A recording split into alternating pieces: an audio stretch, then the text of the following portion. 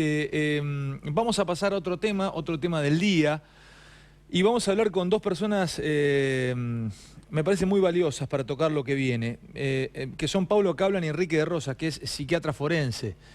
Se suicidó hoy Cruz, Adriana Cruz. Se suicidó Adriana Cruz. Apareció, en realidad no apareció muerta en la celda, sino que murió unas horas después.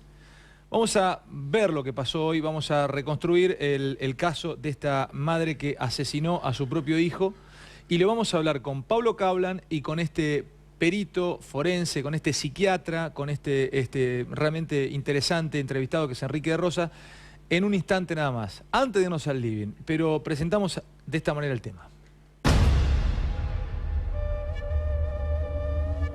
Murió Adriana Cruz, la madre acusada de haber matado a su hijo en una bañera, a su hijo de 6 años. Adriana Cruz, la mujer que estaba acusada de haber ahogado a su hijo de 6 años, murió esta madrugada luego de haberse provocado una asfixia mecánica con una media. Si bien no llegó a concretar el suicidio en ese momento, debido a la intervención del personal penitenciario, Cruz falleció horas más tarde. Era la única imputada.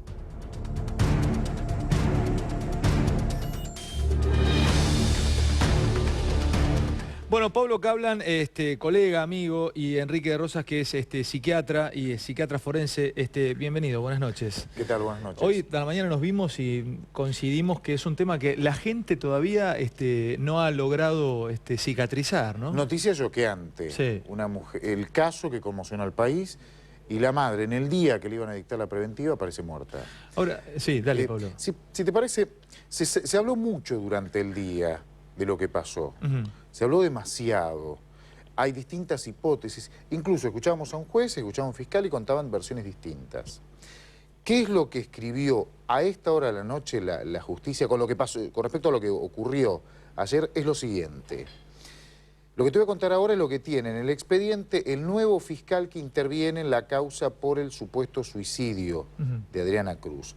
Anoche a las 21 horas estaba viva, estaba leyendo un libro en su calabozo, estaba Anoche alojada, a las 9 de la noche estaba viva. leyendo un libro, así lo registró, lo anotó el guardia, que por protocolo, hay un protocolo para seguir adelante en cuanto a las personas que tienen orden de vigilar porque pueden ser suicidas. ¿Con qué se suicida? A ver, a las 9 de la noche estaba leyendo un libro. A las 9 estaba leyendo 9 y un libro, 20, sí. 9 y 20 es lo que escribió el guardia. Van a ver al calabozo de la Unidad Penal 45, en donde estaba alojada esta mujer, en Melchor Romero, calabozo con baño. La primera versión era que se había pedido permiso para que la llevaran al baño. El calabozo tiene baño. Cuando van a las y 20, anota que estaba durmiendo, porque la ve a través de la mirilla de la puerta, que estaba acostada y tapada la mujer. Un rato después, un par de minutos después, porque la habla y la mujer no contesta, abren la puerta de la celda, ingresan al calabozo y se dan cuenta que en realidad había puesto ropas abajo de la frazada. Había tapado. O sea, no estaba ella, no estaba en la cama. Entonces, van al baño, es un calabozo chico. ¿Esto con un quiere baño. decir que la controlaban Cada 20 minutos, por protocolo, por un seguimiento, tienen que hacer cada 20 minutos y verla. Cada 20 minutos tienen que ir a la celda y verla. O sea, el guardia, ahora voy con vos, Enrique, porque es interesante lo que está contando. Sí. Cada 20 minutos tenía que el guardia saber que Cruz estaba ahí. Pero estamos hablando, perdón, de lo que está escrito, ¿eh? De lo que está... No, sí. No de necesariamente lo que ocurrió. Esto es lo que escribió el fiscal, de acuerdo a lo que le contaron los penitenciarios. ¿Está bien? Cuando ingresan al baño, ahí ya la encuentran, aún con vida, pero moribunda. Se habló si era con una media, si se había ahorcado con una media o con un corpiño. Se escucharon las dos versiones. Y lo concreto es que utilizó las dos cosas. Con una media, que en realidad es una media medivacha, que le dicen, y con un corpiño de lycra. Los ató, hizo un lazo y se colgó de un fierro que hay en el baño, que había en el baño. Y así la encontraron. La trasladaron de urgencia, gravemente herida, al hospital Melchor Romero, que está al lado del hospital Alejandro Korn, está al lado de la Unidad Penal 45, pero ya era demasiado tarde. Eso fue lo que ocurrió, de acuerdo a lo que escribió el fiscal que investiga este caso, que es el fiscal Tomás Moran, a partir del relato de los testigos. Después tienen que probar si es cierto. Estamos arrancando... De ahí que la muerte, perdón, ¿Cómo, Riquet? de ahí que la muerte no es inmediata, sino diferida, ¿no? Porque ella en realidad muere en teoría por ahorcamiento, pero por hipoxia cerebral, o sea, por falta de irrigación cerebral, ¿no? Entonces por eso el juez hablaba hoy que pasó en un segundo tiempo. Ahora, vos sos psiquiatra, en un caso así, ¿se la cuida de una manera diferente? ¿Se la controla de una manera diferente sabiendo que puede hacer una cosa de esta manera o que se suponía que, como decimos habitualmente, lisa y llanamente, no estaba bien de la cabeza? Digo, En realidad no solamente se la cuida de cierta manera, y esto no hablando del caso concreto del servicio penitenciario, que en realidad tiene serias limitaciones hasta de personal y demás, pero en realidad hay un tema, no solamente es una cuestión de frecuencia, sino es un tema de medicación o no, sino es un tema de con qué elementos. Fijémonos que estamos hablando de material de alta resistencia, que si bien puede parecer una media, es un material, el nylon, lycra y demás, son materiales que cuando aparecieron en los primeros libros de anatomía patológica, de anatomía forense, como justamente era la novedad en el ahorcamiento. Es decir, es raro que se deje a una persona con una tendencia suicida comprobada, porque ya había tenido 2 episodios reales en el último año. ¿Me permitís hacerte la primera repregunta? Cuando vos decís es raro, porque es difícil seguirte, o sea, vas rápido y me gusta. Cuando decís es raro, ¿es factible de pensar se lo dejaron a propósito? No, yo no creo eso, yo creo que es parte de toda esta historia en el cual una mujer que en principio, con esta cuestión de en vez de buscar la verdad, buscar a quién se distribuyen las culpas, una mujer que claramente padecía una enfermedad mental hace mucho tiempo, que había hecho denuncias, que había hecho otro intento de homicidio sobre su hijo y demás, paradójicamente se la sigue tratando como culpable y por ende capaz de dirigir sus actos, que este es el aspecto. Una persona con un riesgo de suicida a priori se considera que no es capaz, es decir... ¿Para vos no estaba sana? No, desde ya que no estaba sana, y esto aparecía en las pintadas, esto aparece una persona que hace varios intentos de matar a su hijo, que a su vez había padecido un elemento traumático. Ella es asaltada con un delito bastante complicado cuando llega a la Argentina, en San Isidro, en el momento que estaba embarazada del chico este. Existe la probabilidad que esta mujer haya tenido un cuadro traumático que fue evolucionando con el tiempo y que haya sido realmente no valorado. Lo cierto es que esta mujer había tenido varios episodios, internaciones psiquiátricas, antipsicóticos, para que la gente no se entienda lo que se le da al... Ahí estamos viendo algunas de las imágenes de las pintadas. Claro. O sea, esto es... Esta es la escena del crimen. A ver, y ya voy con vos, Pablo, vamos a repasar en sí toda la historia de esta mujer y del hecho. Enrique, vos como psiquiatra forense, vos sostenés que una persona que en la escena del crimen se produce todo esto, se ve todo lo que estamos viendo, ¿no es imputable? No, son dos cuestiones diferentes. En realidad el criterio de imputabilidad o no, es decir, el artículo 34, inciso 1 para el Código Penal, es si una persona al momento de los hechos fue capaz de comprender la gravedad. La legislación nuestra no hace una figura intermedia como la legislación francesa o española, no figura la cuestión intermedia si sí o no fue capaz de comprender. Si sabía lo que hacía. Si sabía lo que estaba haciendo.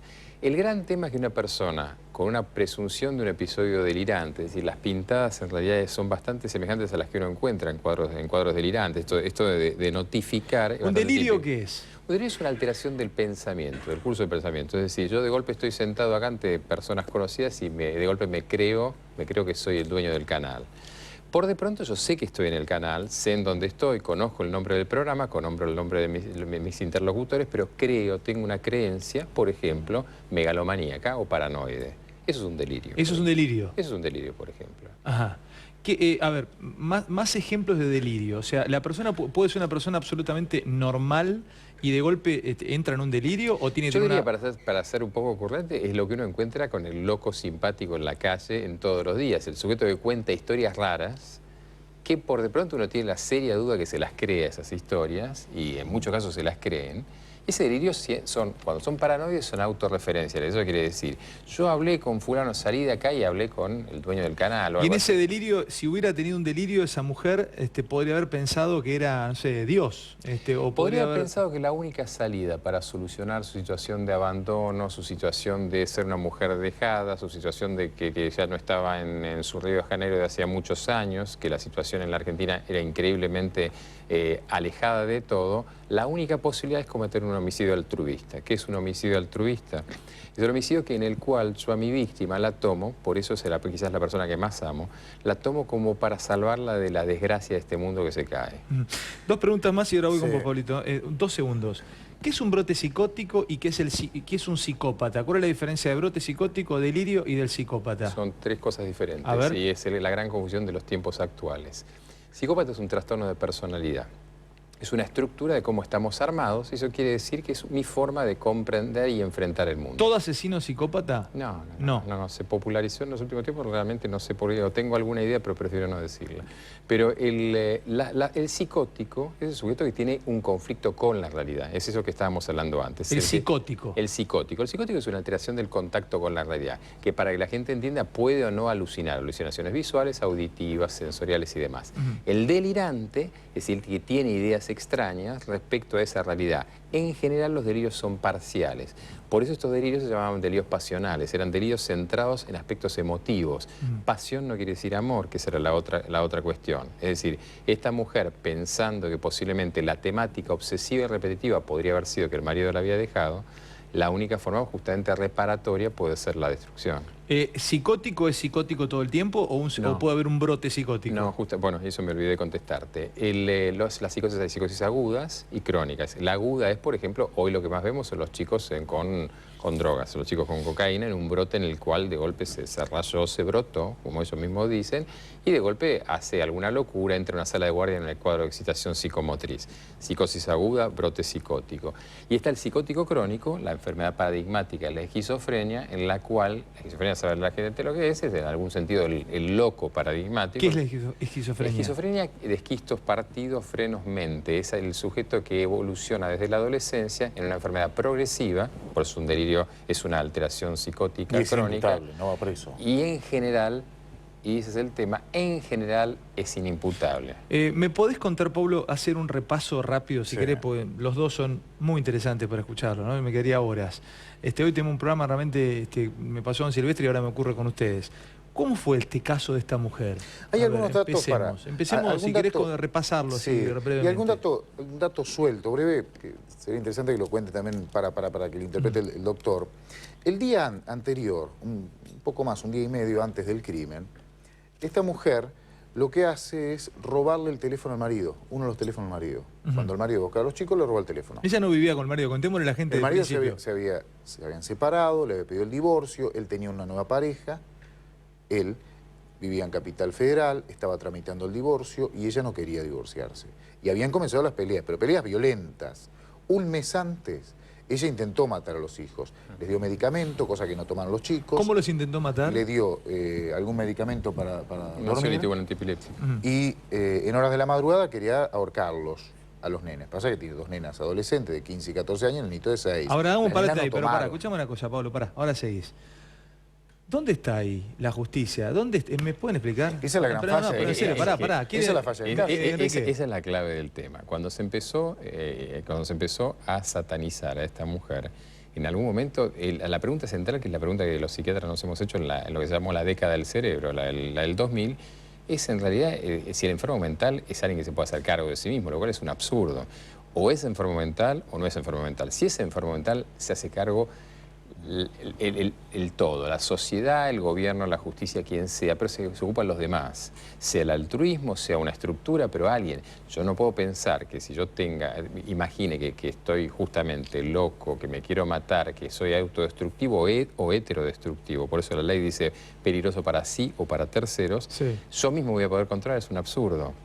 Entonces ahí, por supuesto, hay un vacío. Y acá hubo varias llamadas. Esto es lo que... Ahora, Un tribunal de familia no hizo nada. El Tribunal 4 de Familia de La Plata no hizo nada. Se dio cuenta la nena de 14 años que la amenaza de la madre venía en serio. La chica de 14 años nunca volvió a su casa. Estaba la de 15, la de 14 no volvió. Se dio cuenta la nena y no la jueza que intervino en el caso. Al menos esa jueza de Familia 4 de La Plata no hizo nada. ¿Y el Un padre, mes antes. ¿y el padre qué hacía? Y el padre presentó varias denuncias, fue a buscar en varias oportunidades a los hijos, le devolvió a los 2 de los 3 hijos, la nena de 14 se dio cuenta, no la jueza, no la justicia, ni siquiera el padre, la nena no volvió más.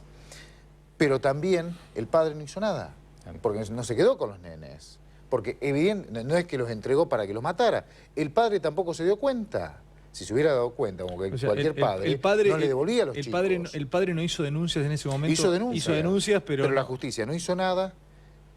Evidentemente el padre, el contador, no vio el peligro, porque los chicos volvieron, menos la nena de 14 años.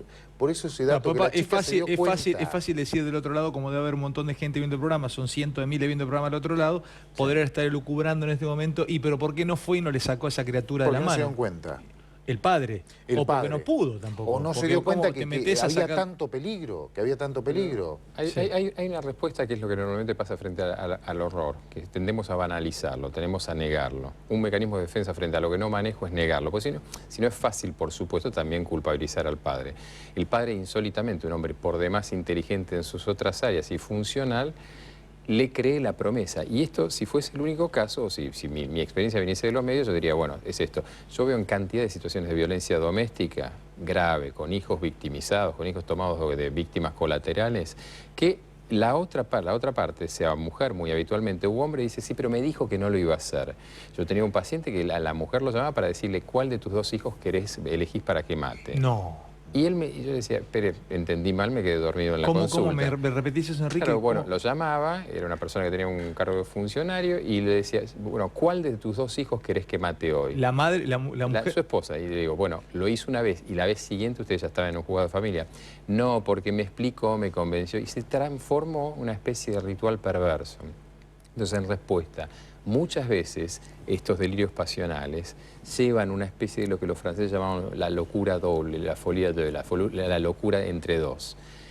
Hay parte de locura por parte del sistema, un sistema que frente a la alerta no se alerta, un sistema de adultos en que una chica sí se da cuenta, pero el medio, los jueces, las escuelas o quien sea, no actúa. Es que es mucho más fácil no actuar que atreverse a vencer el propio miedo frente a esto. Pablo, ¿y cómo siguió entonces? El día anterior al crimen, esto fue el 19 de marzo, la mujer que se había quedado con el teléfono encuentra en el teléfono la foto y el número de teléfono de la nueva pareja de su exmarido. La empieza a llamar y la amenaza. Y llama por teléfono a la casa de la madre de esa mujer y también la amenaza. Y esto lo hace en presencia de la empleada doméstica. A la empleada doméstica llega un momento que le dice Cruz, Adriana Cruz, le dice, ya me divertí demasiado, ya está. Rompe el teléfono con un martillo, lo hace delante de los 2 nenes, la nena de 15 y el nene de 6, rompe el teléfono con un martillo, saca el chip y la tarjeta de memoria y los prende fuego. La empleada doméstica se va a su casa, queda sola la nena de 15 y el nene de 6.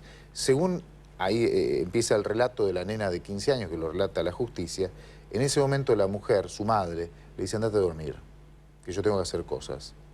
La nena con mucho miedo se va a su habitación y se acuesta a dormir. Un rato después escucha el grifo que abre y que llena una bañadera, que era el jacuzzi de la habitación, y siente el grito de su hermano, como que se está ahogando. Pero la nena no le da importancia, pensando que se había enojado, que estaba llorando, una maña, un nene de 6 años. Eso es lo que le cuenta el fiscal. En ese momento lo estaba matando. Y después de matar a la criatura, comenzó a pintar lo que vemos en las paredes, los mensajes, a pintar la ropa. ¿Fue después de matarlo? Después. Primero lo ahoga y después comienza a pintar todo lo que vemos pintado. Las paredes, acusando a quien para ella era el culpable, su marido, eso que le pone... y después, todas las frases que le pone el marido, se hace cargo, mujer despechada y loca de amor, fui yo, quiere decir. Después, a la otra culpable, porque en la camioneta pinta el nombre, escribe con el aerosol el nombre de la nueva pareja de su ex marido, también escribe su nombre, le pone cornuda abajo, y finalmente escribe con otra pintura, con pintura labial, esa foto que estamos viendo, esa imagen que estamos viendo, lo que sería un testamento, ¿no? Un mensaje para su hija de 15 años que estaba en la casa. Enrique, escuchándolo acá, hablan que te lo refiere... Tiene una computadora en su cabeza, ¿no? Este compañero de C5N y amigo también de la casa, recordando cada uno de los pasos y de los hechos. Cuando yo me imagino en su momento se conoce, ¿no? El papá del chiquito lamentablemente muerto y esta mujer. Digo, ¿no tenés ninguna posibilidad de darte cuenta que esa mujer que estoy conociendo, esa brasilera con la cual me estoy relacionando, no iba a terminar en esto, nadie puede imaginarse una cosa así, pero no te das cuenta, o sea, la conoció sana y esta mujer fue enfermándose mentalmente de a poco, porque también hay, lo que a mí me ha preguntado mucha gente, ¿no? Digo, ¿cómo es que se engancha en una relación con una persona que se sabía o se supone tenía este tipo de reacciones? Sí, ¿Están no. camufladas estas reacciones? Y sí, ¿Te conoces con una persona absolutamente común y corriente y termina siendo este monstruo? Y sí, absolutamente. Absolutamente, porque en realidad vamos conociendo parcialidades de la gente. Entre ellas parcialidades que son los personajes que todos representamos. De hecho, nosotros estamos acá tres representando personajes, no totalidades de personas. Entonces, una de esas uno se va relacionando y se va manejando con un personaje. Y ese personaje puede ser funcional hasta el momento que deja de ser disfuncional por alguna razón, por ejemplo, estresante. Y ahí es donde interviene, por ejemplo, un evento traumático. Ella es trasladada, primera trauma, la migración, se la traslada a un lugar aislado, un barrio cerrado, pasa creo que a Río de Janeiro, ahí, y de golpe sufre un acto violento. Y en un canal encontraron el tape en el que ella relata, ya es sí una situación de profunda depresión y profunda angustia. ¿Por qué haces base en eso? ¿Por qué haces base en el hecho traumático que ella sufrió un hecho de inseguridad? Porque en realidad los episodios traumáticos a largo plazo, bueno, es el caso de los soldados de Malvinas, los hechos traumáticos se van incrementando en una espiral, en que en muchos casos terminan en cuadros psicóticos. ¿Qué es un hecho traumático? Un hecho traumático, a diferencia de un estresante, es algo que me supera, que me parte. La diferencia entre trauma y estrés a nivel psíquico es igual que en un hueso. El trauma parte, una herida me lastima. Lo traumático parte la continuidad de la vida psíquica. ¿Yo sé que estoy viviendo un hecho traumático o no? En general no, por una razón. Porque hay un mecanismo de defensa que es la anestesia afectiva y la disociación. Esto para que la gente entienda. Parte de esto que estamos hablando, cómo no se pudo dar cuenta cómo no se pudo dar cuenta el otro, es eso, es la disociación. Me despego de la realidad porque si la aceptara es muy dura. Entonces, en algún sentido, esa anestesia, al igual que en un combate cuerpo a cuerpo, cuando uno siente menos que si ese mismo corte o en una competencia deportiva, uno se da cuenta de los golpes después de la... Psíquicamente me autoanestesio. Absolutamente, como modo de protección. Eso es un mecanismo defensivo. Ahora, cuando ese mecanismo defensivo me supera, yo dejo de enterarme qué es lo que pasa. Y entonces pierdo contacto con la realidad. Y si esto permanece, paso a un cuadro psicótico. Ahora, qué interesante, Enrique, ¿no? Porque sos perito forense, sos perito psiquiatra. ¿Vos crees que entonces este hecho de inseguridad que esta mujer vive en su momento pudo haber sido un hecho traumático? Esto me lo estás expresando ahora. Y después otra pregunta tengo para hacerte. Ella estuvo en un instituto, en una clínica neuropsiquiátrica, ¿no? O psiquiátrica. Quilmes, psiquiátrica. 40 días el año pasado. Bien. A ver, hoy le preguntaba a un amigo psicólogo, a Juan Cruz, que está viendo el programa, Ávila, que es psicólogo y trabaja todos los días como psicólogo y va a un hospital público. Le digo, escúchame, siempre discutimos, siempre cargamos contra los jueces que le ponen el sello y dejan libre a un delincuente que después vuelve a cometer un mismo hecho. Pasó con el caso de Checopar, 2 de ellos eran reincidentes. Es más, uno por un error debía haber estado todavía cumpliendo condena. Sí. ¿Quién pone el sello de una clínica psiquiátrica para que salga una mujer como esta y que después termina matando a su hijo? Bueno, ¿Quién es el que pone, Es un gran inconveniente, porque ahora, para que la gente sepa, para que ustedes sepan, hay una nueva ley de salud mental. Esa nueva ley de salud mental que se basa en la idea de que la internación psiquiátrica en alguna medida es represiva, tiene aspectos interesantes, pero tiene aspectos peligrosos del vacío. ¿Cuál es? Es que limita seriamente la posibilidad de internar y de contener a una persona. ¿Esto qué significa? Y que realmente mantener a una persona en una estructura hospitalaria, asilar o la que fuera, que tiene sus enormes pero tiene sus ventajas a nivel seguridad, es cada vez más difícil. A ver, ¿por qué es eso? ¿Antes era más fácil para un psiquiatra? En otra ley se hacían falta 3 certificados o decía justamente la ley o una persona del pueblo. Es decir, si en un lugar el único que actuaba era el policía del pueblo, ese mismo podía mandarla a internar. Es decir, lo que primaba era la idea de peligro. ¿Y esta ley desde cuándo está? Esta ley está hace aproximadamente un año, en el cual directamente la cuestión es que se necesita un cuerpo interdisciplinario que decide colectivamente. La enfermedad mental es vivida más como social y entonces está muy bien cuando funciona. Cuando no funciona en casos graves es complicado. Una de las cuestiones graves son los aspectos legales que se puede enfrentar el médico, la clínica, la policía y demás en cuanto a retener, porque en definitiva le estamos privando a una persona de la libertad. Ahora, Enrique, vos, Pablo, vos me vas a ayudar a completar la idea que tengo para Enrique. Vos sos psiquiatra. Hace media hora que yo te escucho como toda la gente del otro lado atónita, aprendiendo, conociendo. Ahora, del otro lado, en la clínica psiquiatra, había un tipo como vos, que estudió como vos, que leyó tus mismos libros, un poco más, un poco menos, pero que tenía tus condiciones intelectuales. ¿Cómo selló la salida de esa mujer? Porque si vos hubieses estado en la camisa de ese tipo o de ese médico psiquiatra, tal vez no lo hubieras dejado salir. Con todo esto que estás viendo, viste un hecho traumático donde otros vieron un hecho estresante. Digo, explícame. Sí, bueno, si es que vos tenés la explicación. La salida o prender la luz de alerta, Claro. me parece. Bueno, es que ese es el tema. Ese es el tema. Yo creo que, no, en el caso particular yo he tenido hasta algunas discusiones respecto a liberar gente y uno se traga el mote a veces de ser un poco más represivo. Yo he tenido la suerte de trabajar en diferentes países con diferentes culturas en cosas y las mismas culturas se trasladan a las leyes psiquiátricas y leyes de internación. Por ejemplo, contame. Por ejemplo, Holanda, por ejemplo, Suiza, por ejemplo, Francia. En esos tres países, por decir diferente, o en Inglaterra, es diferente porque también hay una cultura diferente. Es decir, Holanda es diferente que Francia, para ponerlo así. Francia es más parecida a lo que era Argentina antes. De hecho, la ley argentina es extractada, al igual que el Código Civil, en gran parte del código francés. ¿En Francia? En Francia. En Francia, perdóname, ¿en Francia son más laxos o más duros? No, son más duros en relación a lo que era Holanda, por ejemplo. Pero, ¿a qué viene el tema? Para que sea interesante y no nos perdamos. Es que, en realidad, todo tiene un contexto social. Yo puedo sostener la libertad o no de una persona si tengo una red social externa. En la Argentina, que no tenemos, es bastante complicado eso que vos decís. Bueno, ¿por qué les firman? Y yo me hago la misma pregunta, porque en realidad no es que lo firmo y por detrás hay una estructura social, familiar, médica y demás que contiene. En general no hay. Que es el tema que pasa con la enfermedad mental y el delito. A veces se mezcla, se queda muy feo todo el tema, bueno, no habla ahí sobre el tema de drogas y demás, mezclar ambos temas, pero hay que preguntarse en lo concreto, ¿cuáles son las estructuras que pueden contener a esto?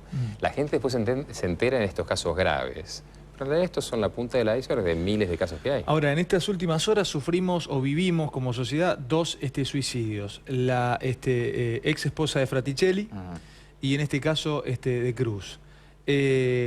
Vamos a hablar del caso de Cruz.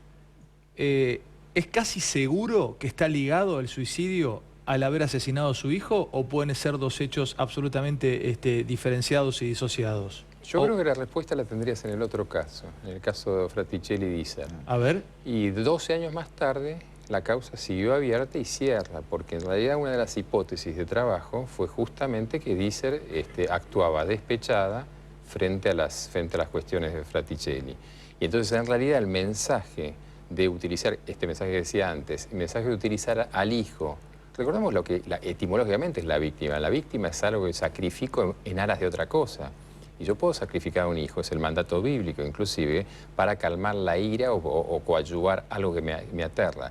Simbólicamente, en realidad, también en el caso de Dícer, una de las opciones era que la mujer hubiese asesinado a su hija. ¿Pero a vos te cerró algo con ese suicidio? En realidad, si fue así, la culpa posible, el cuadro que no pudo superar nunca, puede haber sido.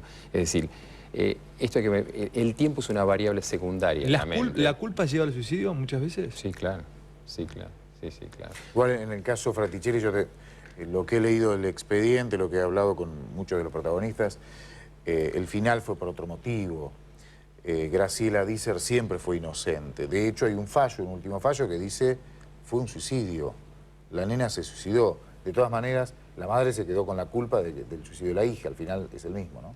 En realidad, la causa, bueno, no es central, pero la causa tiene fallas en cuanto al procedimiento. Pero está el famoso tema de la bolsa y demás, que siempre estuvo en duda. Sí, se investigó todo mal. Pero la idea era que la idea del delito pasional, en el cual utiliza un tercero, un hijo, el eslabón débil, no es infrecuente. ¿Viste casos así, Enrique? Sí, lamentablemente sí. ¿Sí? Sí. ¿Es más común de lo que parece? Es bastante más común de lo que parece. ¿El asesinato de un hijo para venganza? El asesinato de un hijo para venganza, el asesinato de un hijo no querido. Sí, claro. El asesinato de un hijo para salvarlo, el homicidio altruista que decíamos antes. Ese es el homicidio altruista, considerado homicidio, o sea, llamado... En el área forense se conoce como homicidio altruista, que Pablo sabe. Es decir, yo mato a alguien para salvarlo de un mal imaginario, peor. Esta mujer, te decime, Pablo. Sí, hay un caso que, breve.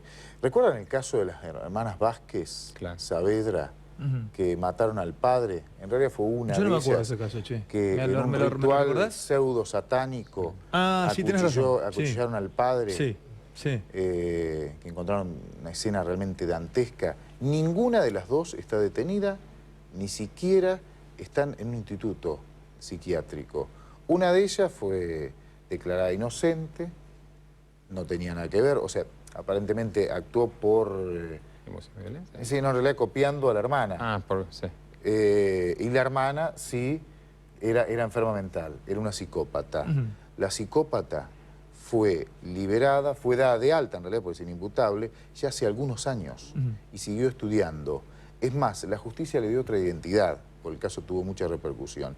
Nadie sabe qué nombre tiene hoy por hoy, en qué profesión se recibió y dónde está. La justicia la dejó libre. Esa mujer, una psicópata, que ya mató, en cualquier momento puede volver a matar. Sí, claro. Y está libre. Para cerrar esta noche, o sea, Pablo, y última ayuda que te pido, cuando nosotros hablamos de una pericia psiquiátrica, va gente como vos, o sea, van tus colegas o vas vos. Vos sos el famoso perito psiquiátrico que se le hace a una persona, o sea, vas vos para saber si una persona es imputable o inimputable, por ejemplo. Soy el sujeto del cual el marido asusta a su esposa diciendo te voy a mandar a que te haga una pericia psiquiátrica para ver lo mal que estás. Y el doctor es uno de los mejores. Pero no, gracias, pero no es el caso. No, en realidad las pericias psiquiátricas son una de las instancias periciales que tienen en provincias asesorías periciales, en capital los cuerpos médicos forenses, para evaluar justamente eso. ¿Y cómo le haces las pericias? ¿Te quedás, hablas mano a mano, cara a cara? No, con... en realidad, sí, eso desde ya, la entrevista es una parte, pero los médicos aparte estamos obligados, o de hecho tomamos ese recaudo de evaluar la faz orgánica. Es decir, una posibilidad de esto, por ejemplo, es una patología orgánica, un tumor cerebral, un sangrado. Es decir, la evaluación primero es médica, es clínica, es repetida, es patobiográfica. ¿Qué es patobiográfica? La historia de la vida, esto que estoy diciendo yo antes. Esto pasó en este momento, esto otro pasó en este momento, por lo que Pablo decía, y esto puede pasar en el futuro, porque esa es toda la cuestión. Bueno, ha sido otra de las grandes noches que últimamente hemos compartido en el programa. El programa sigue, por supuesto. Yo les agradezco. Muchas gracias, Enrique. Gracias a vos. Un placer enorme. Pablo, nos vemos mañana. Siempre estacionamos el auto en la misma hora. Mediodía. Llegamos juntos y estacionamos en el mismo lugar, allí en C5N. Véanlo, la rompe toda. Gracias, Pablo. Placer. Gracias, Enrique.